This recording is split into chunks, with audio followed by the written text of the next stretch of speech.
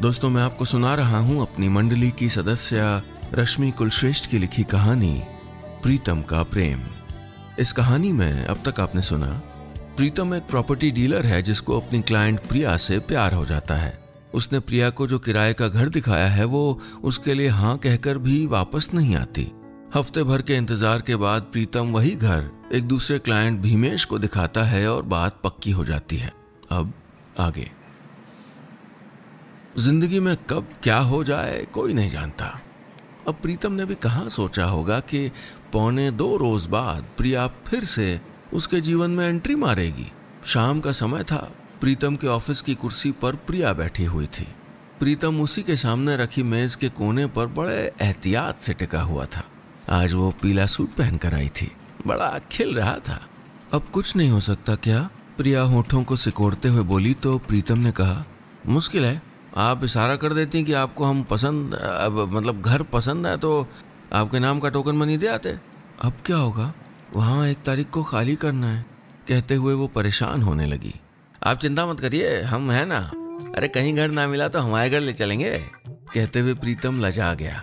प्रिया उसकी तरफ मुस्कुराते हुए देखती रही, फिर बोली, सो नाइस ऑफ यू। मुझ जैसे सिंगल लोगों के साथ यही प्रॉब्लम है, सब कुछ खुद ही देखो। हस्बैंड तो है नहीं जो जिम्मेदारी उठाए, जैसे आप उठाते होंगे अपनी वाइफ की। जी नहीं उठाते, क्योंकि पत्नी तो है नहीं ना हमारी, कुंवारे हैं अभी तक।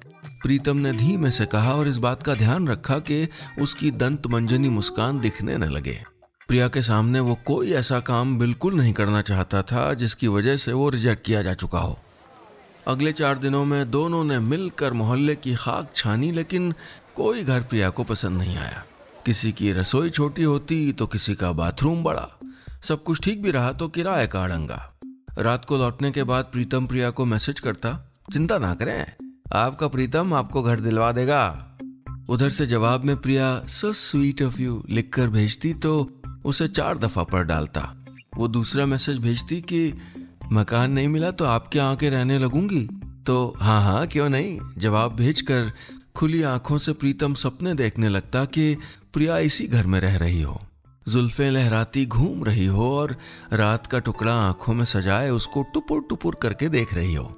लेकिन उसका ये प्रियामयी सपना तब टूटता जब वो हार कर कहती, लगता किसी और मोहल्ले में देखना पड़ेगा। अरे आप चिंता क्यों करती हैं? कहकर प्रीतम और जोर शोर से लग जाता। एक शाम वो दोनों एक घर देखकर लौट रहे थे।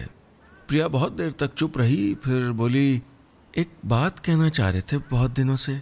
प्रीतम के कदम ठिठक गए, दिल चटर पटर उछलने लगा। वो उसकी कलाई पर अपनी उंगलियां टिकाते हुए बोली, वो वाला घर ही करवा दीजिए ना प्लीज। पूरे 3.25 मिनट तक प्रीतम का तन मन थरथराता रहा और दिमाग भीमेश की हेकड़ी का हिसाब किताब लगाता रहा। और चौथे मिनट उसके मुंह से निकल गया, जी आप फिक्र ना करें। दोस्तों, आगे की कहानी सुनने के लिए ऊपर जो छोटी सी विंडो देख रहे हैं उसको क्लिक करिए और सीधे अगले सेगमेंट में पहुंच जाइए।